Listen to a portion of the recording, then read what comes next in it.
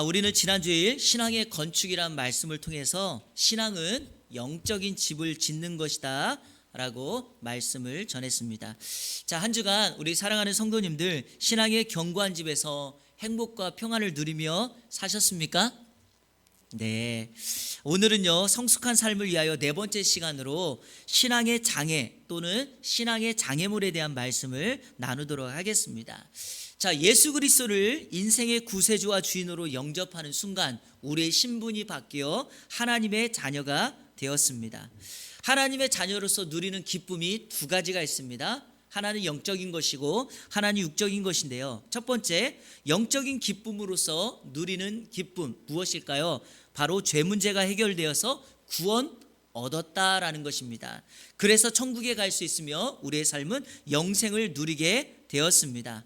자, 또 다른 하나는 육적인 기쁨으로서 하나님의 자녀로서 삶의 평안과 안정을 누리는 것입니다. 그래서 우리는 하나님의 자녀된 우리가 삶의 평안과 안정을 누리게 되었습니다. 그런데 여러분, 실질적으로 우리의 삶을 돌아보면 어떠합니까?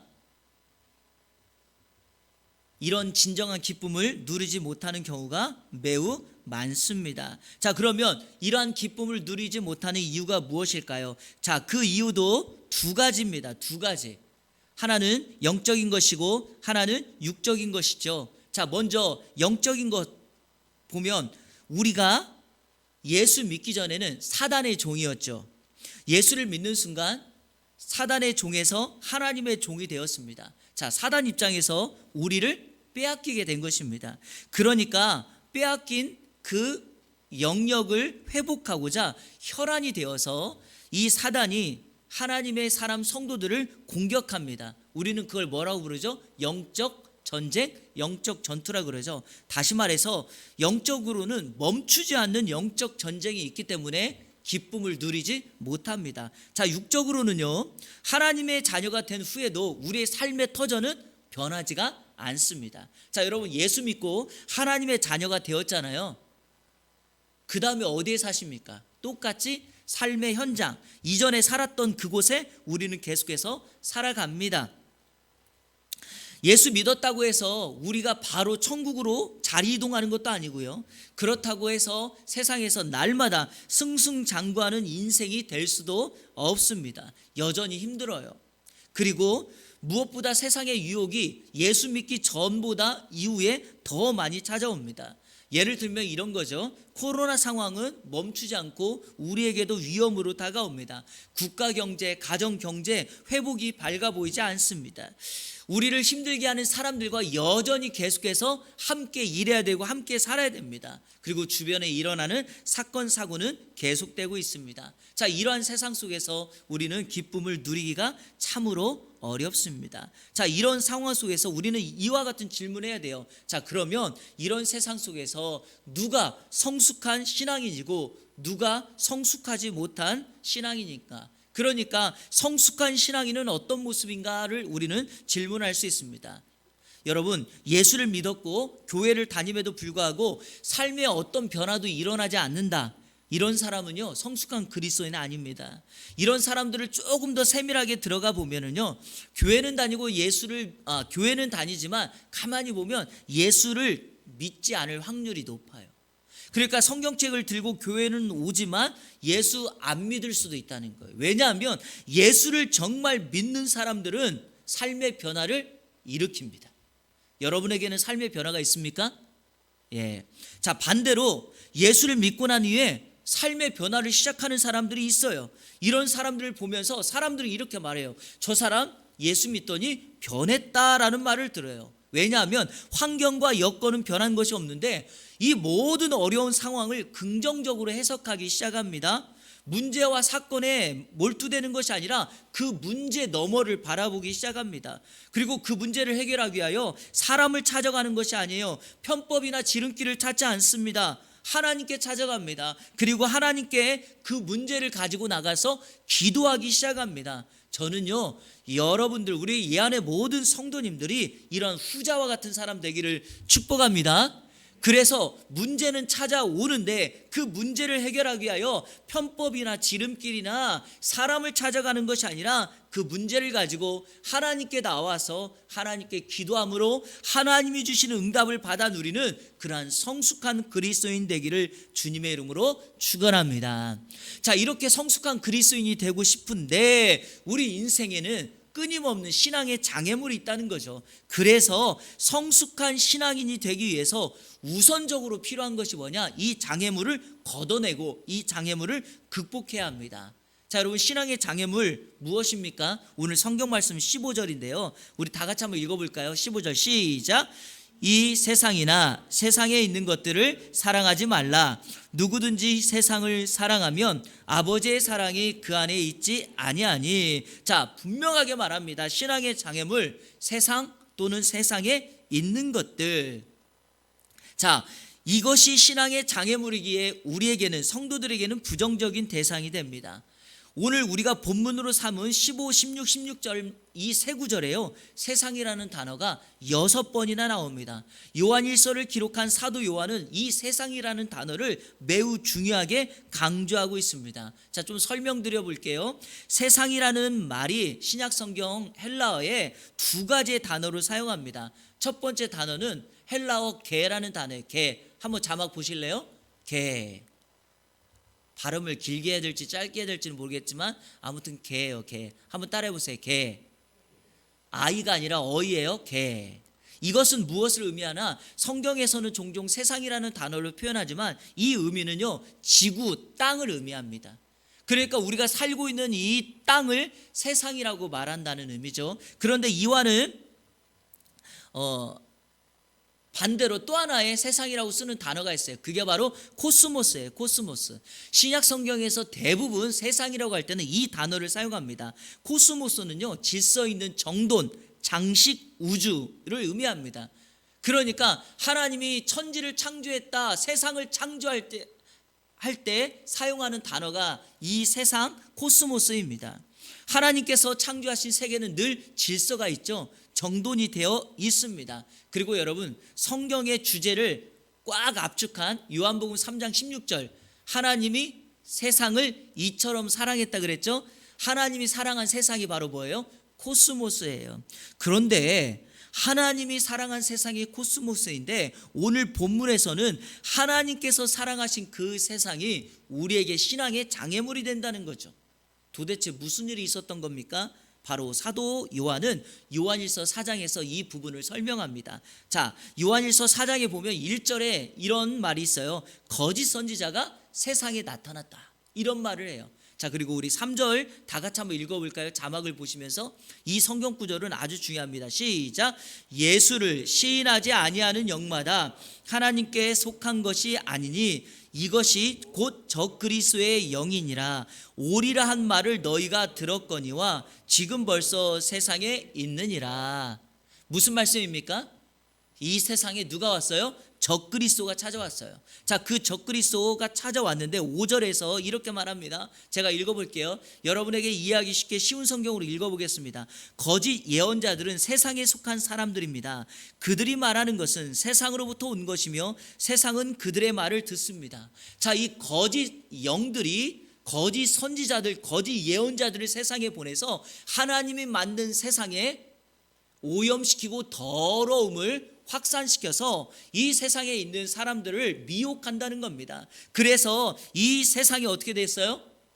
미혹되어서 우리 성도들을 유혹하고 우리 성도들의 신앙에 장애물이 되는 일들이 벌어졌다는 것입니다. 자, 예수님께서 이 사실을 알기 때문에 요한복음 15장에서 이미 이 말씀을 하셨습니다.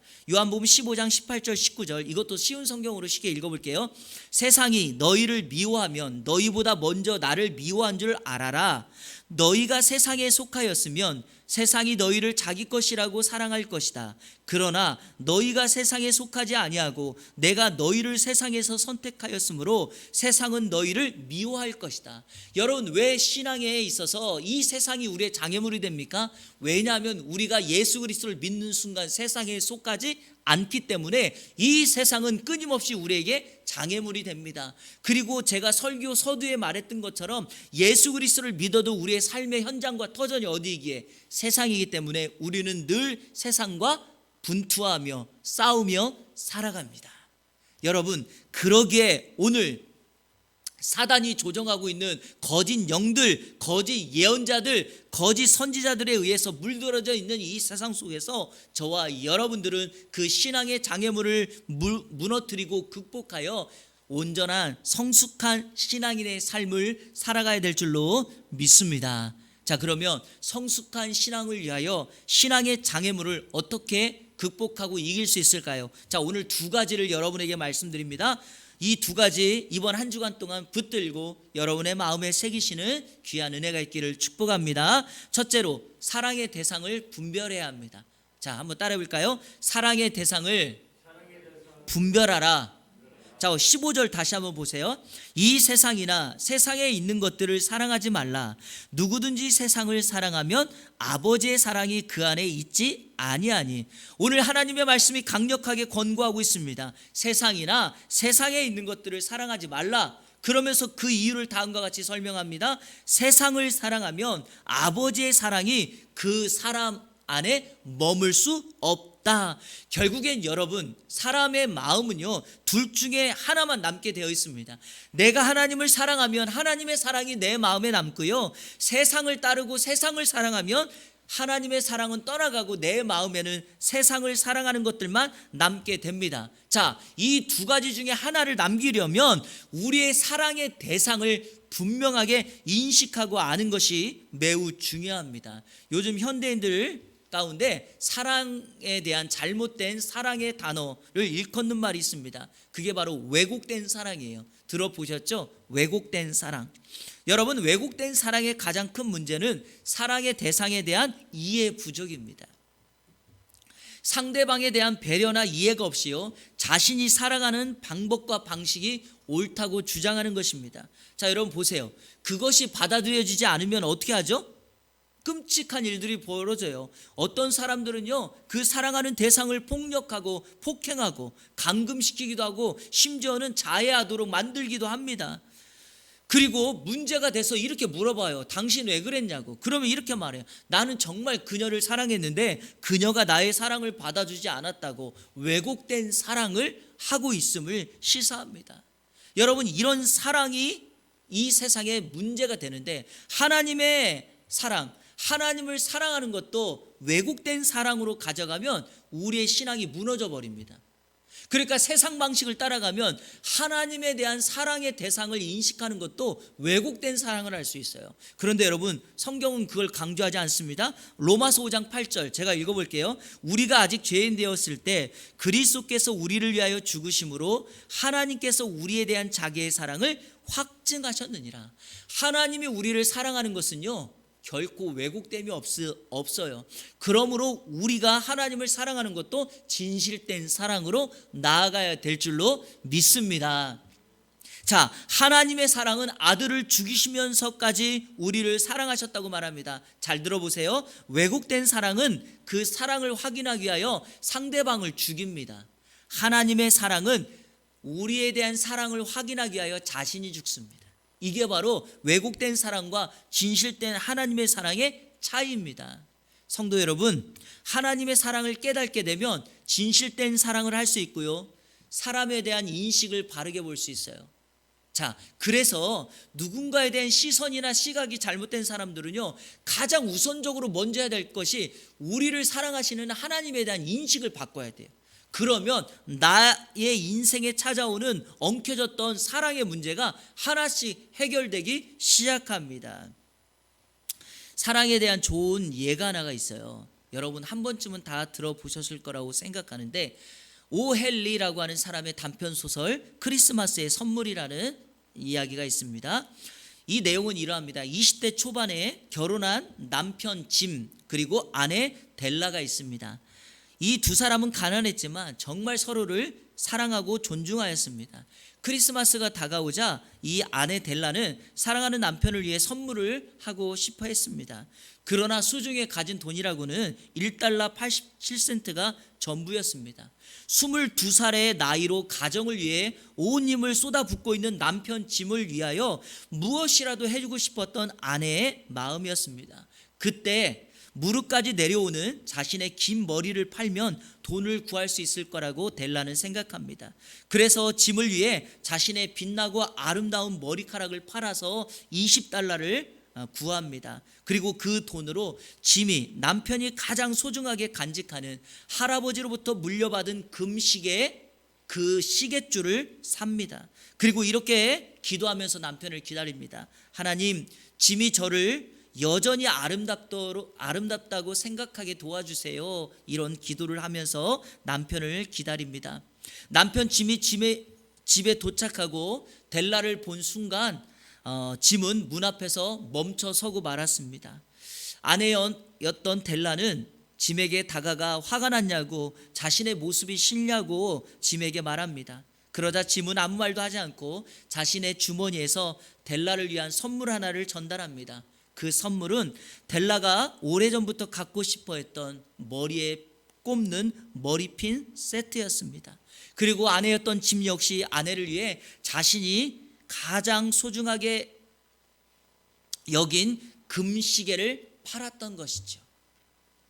여러분, 그러자 델라가 자신이 준비한 시계줄을 남편인 짐에게 전달합니다. 서로는 그 선물을 받고 하염없는 눈물을 흘리죠. 여러분, 두 사람이 한 선물은 필요 없게 되었습니다. 그러나 그 선물이 지금 당장 필요 없게 되었다고 두 사람이 이 선물을 준비하며 사랑하는 대상에 대한 그 사랑을 위하여 헌신하고 포기했던 그 모습이야말로 이 땅에 보일 수 있는 가장 진정한 사랑의 모습 아닙니까? 바로 이것이 하나님을 향한 우리의 사랑이어야 합니다. 우리는 하나님을 사랑한다고 말하면서도 그 하나님을 위하여 너무나도 아끼는 것이 많아서 숨기고 덮고 정말 희생하지 않으려는 마음이 너무나 많이 있습니다.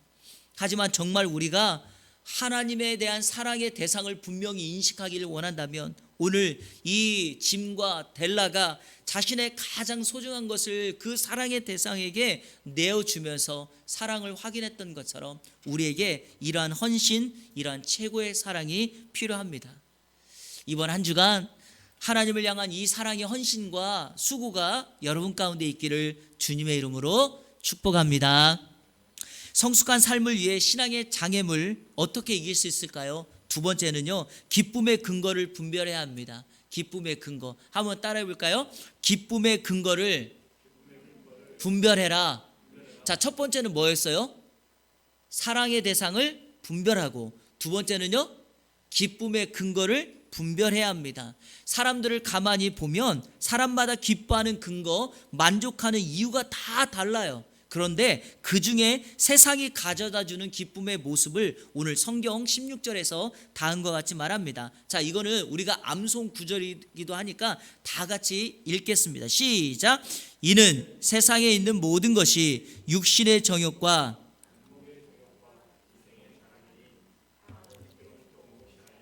세상으로부터 온 것이라. 자, 세상이 가져다 주는 기쁨의 근거 세 가지가 있죠. 육신의 정욕, 안목의 정욕, 이생의 자랑. 여러분, 실질적으로 이 세 가지는요, 정말 우리를 달콤하게 합니다. 만족시켜 주는 거예요. 그런데 쉬운 성경에서 이 세 가지를 다음과 같이 설명합니다. 자막 보세요. 육신의 정욕은 뭐예요? 육신을 즐겁게 해주는 것. 육신을 즐겁게 해주는 것. 안목의 정욕은 우리의 눈을 즐겁게 해주는 것. 이생의 자랑은 우리들의 삶에 대해 자랑하는 것들, 자랑하고 싶은 것들. 자, 한번 하나씩 볼까요? 육신을 즐겁게 하는 것 뭐가 있습니까? 사람들은 자신의 육신을 즐겁게 하기 위해 하는 것들이 있어요. 먹는 것이 있죠, 대표적으로. 오늘 예배 마치고 뭐 드시기로 하셨어요? 이런 거예요. 자, 또 하나, 몸을 가꾸는 거. 그래서 몸짱 만드는 거, 이런 것도 있어요. 그리고 어떤 사람은 육신을 위하여 다이어트하고 성형도 해요. 어떤 사람은 성적인 쾌락을 즐겨요. 요즘은요 마약에 빠지는 젊은 사람들도 많아요. 그러니까 자신의 육신의 만족을 위해서는 즐겁게 하기 위하여 무엇이든지 하는 것들이 있어요. 자, 다음으로는 눈을 즐겁게 하는 것들. 자, 이 눈을 즐겁게 하는 것은요 항상 뭐와 관련되어 있어요? 보는 것과 관련이 되어 있습니다. 어떤 분들은요 영화, 드라마, 음란물에 빠지는 사람들이 많아요. 그래서 늘 그 시간만 기대해요. 그 시간만. 요즘 저는 집에 가면은요 배구를 보는 게 일이에요. 배구. 배구가 참 요즘에 재밌더라고요. 그리고요 요즘 사람들 현대인들이 주로 많이 이 보는 것에 빠지는 것 가운데 하나가 바로 쇼핑과 여행이에요. 그래서 여행 관광 상품을 보면 지금은 우리가 코로나 때문에 여행이 다 금지되고 막혀 있지만 여러분 보세요. 어제 제가 뉴스에 보니까 인터파크에서 관광 상품을 팔았는데 10분 만에 여러분 어마어마한 정말 상상할 수 없는 금액의 관광 상품이 팔렸던 거예요. 무엇을 반영합니까? 이 코로나만 끝나고 비행기가 뜨면 나는 바로 여행 가겠다라는 거죠. 이 쇼핑, 아이 쇼핑이라는 거 참 이거 힘듭니다. 보면 사고 싶고 갖고 싶으니까요. 자, 여러분 늘 제가 말씀드리는 건 균형을 잡고 적당한 건 괜찮은데 이런 거에 빠져버리면 과해지게 되고요. 중독 수준에 머물게 됩니다. 이와 관련된 재미난 통계가 하나가 있어서 여러분에게 소개합니다. 1년 중에 세일 시즌을 제외하고 명품이 가장 잘 팔리는 기간이 언제일까요? 언제라고 생각하세요? 명절 이후래요. 왜 그럴까요? 명절에 고생한 며느리나 아내들을 위해서 위로하기 위해서 아버지들이나 남편들이 명품을 사준다고 합니다. 이런 며느리라면 명절이 많았으면 좋겠고 명절이 속히 오기만을 손꼽아 기다릴 것 같은데 이게 통계로 나왔어요. 자, 그러니까 여러분 사람들은요 늘 보는 것들을 갖고 싶어하는 그런 마음이 있는 거죠. 자, 다음으로 삶에 대해 사람들이 자랑하는 것들, 이거는요 대표적으로 두 개. 하나는 돈이고 하나는 직업이에요. 그래서 아파트나 부동산을 얼마를 가지고 있느냐, 어떤 차를 타느냐 이런 것들을 자랑하기 시작합니다. 혹시 여러분 플렉스라는 말 들어보셨나요? 이거는 미국에 있는 래퍼들에 의해서 처음에 사용된 말인데 자기들이 가지고 있는 돈을 자랑하기 위해서 막 몸에 명품으로 치장을 하고 손, 목, 귀에 막 그 명품의 보석을 그냥 철렁철렁 이렇게 달고 다니는 거. 그래서 플렉스한다라고 이야기를 합니다. 그런데 여러분 자랑하는 사람들은요 뭐라고 불리워지는지에 대해서 굉장히 예민합니다. 그래서 예로부터 이런 부모님들은 꼭 자녀들에게 이런 말을 했죠. 사자 들어가는 직업을 가져라. 들어보셨죠? 그래서 의사가 되라, 검사, 변호사, 판사가 되라, 또 교사가 되라. 그러고 보니까 저도 목사인 사자네요. 육신의 정욕, 안목의 정욕, 이생의 자랑이 우리 사회에 빠르고 무섭게 확산되고 있다는 것을 제가 여러분에게 정말 현실적인 증거를 내놓도록 하겠습니다. 현재 초등학교 학생들의 장래 희망 탑3 뭔지 아십니까 혹시? 탑3 현재 1번이 운동선수예요. 2번이 연예인이에요. 3번이 유튜버예요. 크리에이터. 놀랍죠? 그런데 이렇게 질문했어요. 왜 이런 직업을 갖고 싶냐고. 그랬더니 뭐라고 말할게요? 돈을 많이 벌잖아요. 그래서 또 물었어요. 이 돈을 많이 벌어서 뭐 하려고? 공통된 답이 하나가 나왔습니다. 뭘까요? 건물주가 되려고요. 그런데요, 이게요 그냥 지나갈 수 없는 말이에요. 왜냐하면 이 어린이들이 이렇게 말하는 이유가 실제 있었습니다. 왜냐하면 운동선수, 연예인들, 유튜버들이 많은 돈을 벌어서 그들이 궁극적으로 하고 있는 일들이 매스컴을 통해서 나왔는데 뭘까요? 건물을 사는 일이었어요. 그러니까 연예인들이 돈만 벌면 건물을 사고요. 고액의 연봉을 받는 스포츠 선수들이 돈을 벌어서 어느 건물을 사고, 유튜버들, 크리에이터들 정말 상상할 수 없는 돈을 벌기 시작하자 회사를 차리고 건물을 사기 시작했다는 거예요. 여러분, 물론 모든 사람들이 다 이렇게 사는 거 아닙니다. 그러나 대부분 문화와 상황이 이렇게 흘러가고 있다는데 문제가 됩니다. 문제는요, 오늘 본문 16절에서 강조하듯이 육신의 정욕, 안목의 정욕, 이생의 자랑은 아버지께로부터 온 것이 아니라 어디서부터 왔다고요? 세상으로부터 왔다는데 문제가 있습니다. 자, 그러면 세상으로부터 왔다는 의미가 무엇입니까? 그거는 17절이 설명합니다. 자, 우리 17절 다 같이 읽겠습니다. 시작. 이 세상도 그 정욕도 지나가되 오직 하나님의 뜻을 행하는 자는 영원히 거하느니라. 세상으로부터 온 것, 세상이 주는 기쁨의 근거, 이 모든 것은 다 뭐예요? 지나가는 겁니다. 지나간다는 말이 뭐예요? 사라진다는 거죠. 없어질 것입니다. 영어 성경에 보니까 이 사라진다, 지나간다는 말을 패싱 어웨이, 요즘에 패싱이라는 말을 굉장히 많이 씁니다. 누구누구 패싱했어, 어떤 나라 패싱했어. 그래서 이 단어에다가 앞에 나라나 이름을 붙여서 코리아 패싱, 김영석 패싱. 여러분, 패싱 당하면 뭐예요? 나를 거치지 않고 나에게 말해주지 않고 지나쳤다는 거 아닙니까? 하나님이요, 세상으로부터 오는 육신의 정욕, 안목의 정욕, 이생의 자랑에 기쁨의 근거를 두는 사람, 우리 하나님께서 그 사람 패싱하겠다는 걸로 해석하면 됩니다. 여러분, 하나님이 우리를 패싱하면 되겠습니까? 우리가 기도하고 우리가 몸부림치는 거에 대해서 우리 하나님이 주목하시고 머물러서 우리의 기도를 들으시고 좋은 것으로 응답하셔야지 우리를 패싱하면 어떻게 합니까? 그런데 교회를 다니고 예수를 내 인생의 구세주와 주인으로 믿고 있음에도 불구하고 내 기쁨의 근거를 세상으로부터 오는 육신의 정욕, 안목의 정욕, 이생의 자랑의 근거를 두니 우리 하나님도 그 사람을 패싱한다는 거 아닙니까? 사랑하는 여러분, 그럼 하나님은 누구를 기억합니까? 오늘 17절 하반절에 보니까 하나님의 뜻을 행하는 자는 영원히 거한다 그랬죠. 하나님의 뜻을 행할 때 영원히 거하게 됩니다. 주님과 영원히 머물러 살 수 있습니다. 우리는 이 땅에 짧은 인생을 살죠. 전에도 말씀드렸지만 매우 짧고 속히 지나간다 그랬습니다. 우리의 인생은 짧지만 하나님이 우리를 기억하시는 것은 영원합니다. 그러기에 우리는 하나님의 뜻을 행하는 자가 되어야 될 줄로 믿습니다. 자, 그러면 하나님의 뜻을 행하는 자가 누구입니까? 오늘 본문을 근거로 한 가지만 여러분에게 제시하겠습니다. 자, 오늘 성경 말씀 16절을 다시 한번 읽겠습니다. 시작.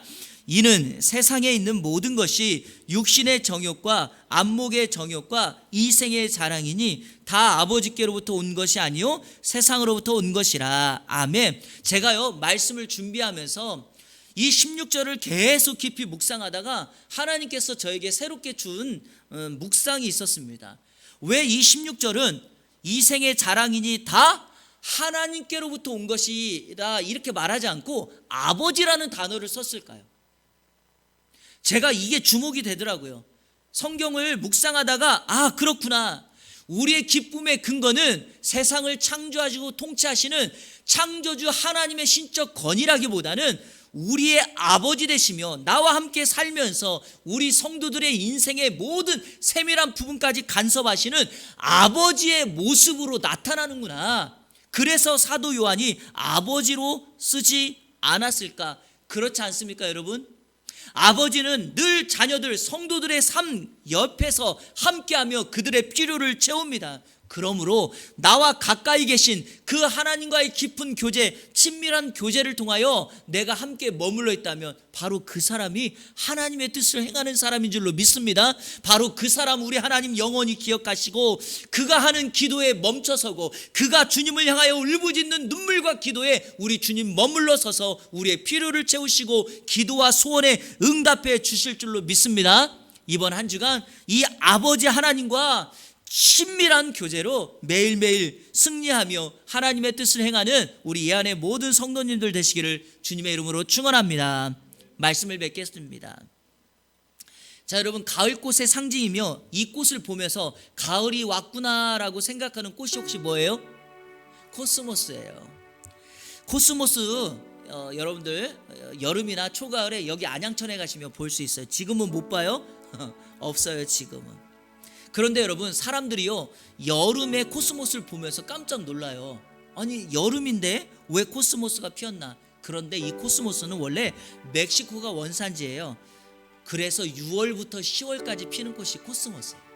6월부터 펴요. 그러니까 한여름에 이 코스모스가 핀다고 해서 놀랄 필요가 없어요. 놀라운 것은요, 이 작은 바람에도 살랑거리는 이 꽃을 서양 사람들은 이름을 뭐라고 불렀다고요? 코스모스라고 불렀어요. 코스모스가 제가 아까 뭐라 그랬어요? 세상을 의미하는 우주, 질서된 정돈이 있는 세상, 이런 의미 아닙니까? 그래서 우리 한국 사람들은 순수 우리말로 코스모스를 이렇게 불러요. 살사리꽃. 들어보셨죠? 그래서 우리는 코스모스를 살사리꽃이라고 불러요. 그런데 왜 우리가 이렇게 살사리꽃이라고 불리우는 이 코스모스를 서양 사람들은 우주를 뜻하는 코스모스라고 불렀을까요? 그리스 신화에 의하면 신이 세상을 만들고 세상을 아름답게 꾸미기 위해서 가장 먼저 만든 꽃이 코스모스래요. 그런데 신이 가장 먼저 만들다 보니까 아름다움을 위해서 만들었는데 너무 가냘프게 만들었다는 거예요. 그래서 조그마한 바람에도, 조그마한 어려움에도 쉽게 흔들린다는 거예요. 그런데 여러분, 이게 실수가 아니라는 거죠. 코스모스는요, 어떤 흔들림에도 부러지지 않아요. 기울어지긴 하지만 다시 제자리로 와요. 그리고요, 코스모스는요, 놀라운 게 한 가지 색이 아니에요. 정말 많은 색깔의 꽃을 가지고 있습니다. 그러면서 어려움에도 다시 일어나고 아름다운 꽃의 모습을 보면서 이 세상의 아름다운 질서와 조화를 만들어내는 거죠. 저는 이 부분에서 오늘 설교의 결론을 맺으려고 합니다. 우리가 사단의 지배 속에, 통치 영역 속에 있는 세상에 살지라도 우리 성도들은 코스모스의 꽃처럼 세상의 어떤 어려움과 문제가 찾아올 때도 쉽게 쓰러지거나 꺾여지지 않고 원래의 자리로 돌아오고, 코스모스가 아름다움을 위하여 만들어졌던 것처럼 저와 여러분들이 주님과의 친밀한 교제를 통해서 하나님만이 나의 사랑의 대상이고 내 기쁨의 근거는 하나님께 있음을 날마다 고백하며 나간다면 나의 이러한 삶을 통하여 코스모스의 꽃이 화려하게 다양한 색깔로 피는 것처럼 우리 삶 속에서 우리 하나님의 창조 목적대로 내 삶의 아름다운 질서와 조화를 만들어가지 않겠습니까? 사랑하는 여러분, 이 코스모스 세상 속에서 하나님이 저와 여러분을 이 땅에 남겨둔 이유는 바로 성숙한 신앙의 삶을 통하여 아름다운 조화와 질서를 만들어내는 것입니다. 이번 한 주간 이 코스모스 꽃의 아름다움의 모습이 우리 이 안에 모든 성도님들 가운데 있기를 우리 주 예수 그리스도의 이름으로 축원합니다. 아멘. 우리 시간에 다 같이 결단의 찬양하도록 하겠습니다. 내가 너를 도우리라. 그런데 이 찬양 시작에 세상 일에 실패했어도 너는 절망하지 말아라. 질병으로 고통당해도 너는 두려워하지 말아라. 이렇게 가사가 되어 있습니다. 코스모스처럼 작은 어려움에도 흔들거릴 수 있지만 여러분 절망하거나 두려워하지 마세요. 왜냐? 그 하나님이 우리의 깊은 뿌리가 되어 주십니다. 우리 시간에 함께 찬양하며 고백하도록 하겠습니다.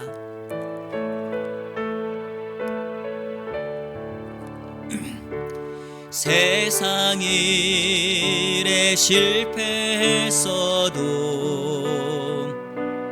너는 절망하지 말아라. 내가 너를 도우리라. 다시 일어서게 하리라. 질병으로 고통당해도 너는 두려워 말라. 내가 너를 도우리라. 다시 일어서게 하리라. 나를 버린 자들도 내가 사랑하거늘 하물며 너희를 그냥 둘까 보냐. 나는 너와 함께하는 너의 하나님 대미님 의로운 오른손으로 붙들리라. 내가 너를 굳세게 하리라. 너를 크게 사용하리라. 너로 하여금 나를 증거하도록 내가 너를 도우리라. 2절합니다. 세상 일의 실패. 다시 주님이 말합니다. 너는 절망하지 말아라. 내가 너를 도우리라. 다시 일어서게 하리라. 질병으로 고통당해도 너는 두려워 말라. 내가 너를 도우리라. 다시 일어서게 하리라. 감사 눈물 흘리며 믿음으로 간구하는 너희의 기도를 내가 외면하랴. 나는 너와 함께하는 너의 하나님 되미니 의로운 오른손으로 붙들리라. 내가 너를 굳세게 하리라. 너를 크게 사용하리라.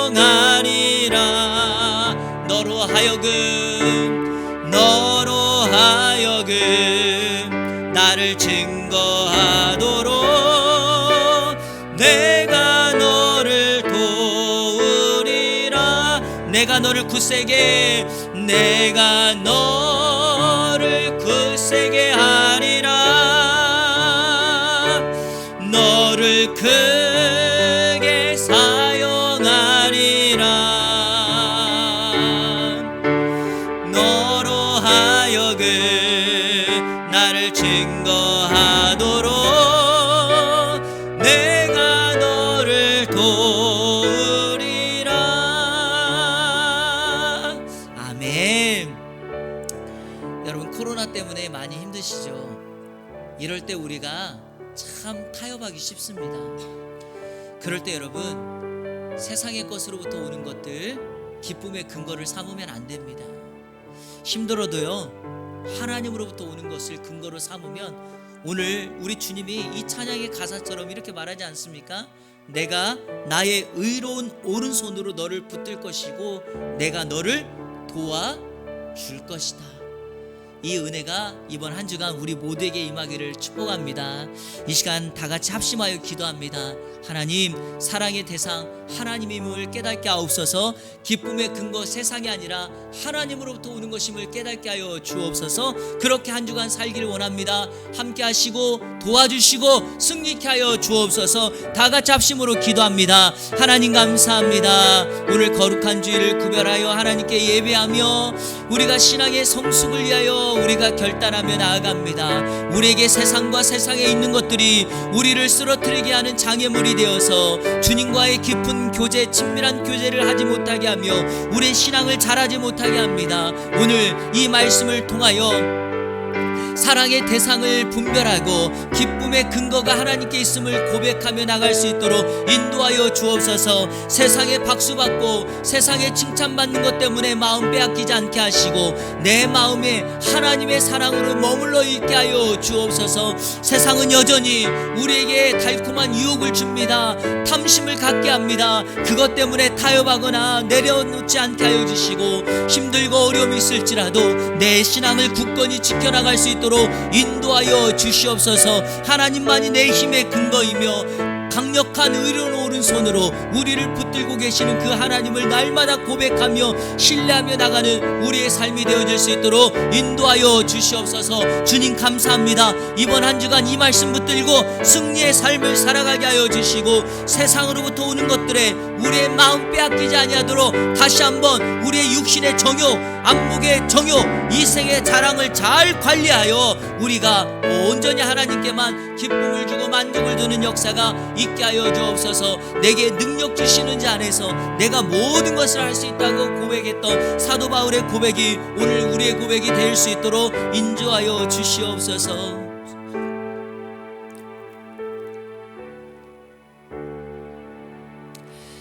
하나님 아버지 감사합니다. 오늘 말씀 듣고 결단으로 기도하였습니다. 사랑의 대상, 우리 주님만이 사랑의 대상임을 알게 하여 주옵소서. 내 기쁨의 근거는 세상으로부터 오는 것이 아니라 하나님께로부터 오는 것임을 깨닫게 하여 주옵소서.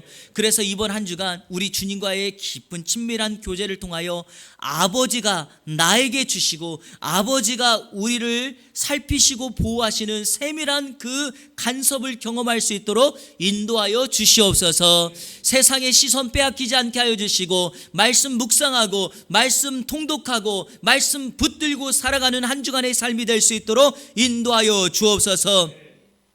그래서 작은 바람에도 흔들리는 코스모스가 꺾여지거나 쓰러지지 아니하고 자신의 아름다운 모습을 세상에 비추는 것처럼 우리도 코스모스처럼 아름다운 창조 목적에 따라 이 세상에 많은 사람들 오늘 찬양했던 것처럼 우리를 통하여 하나님을 증거하는 하나님의 사람 되게 하여 주옵소서.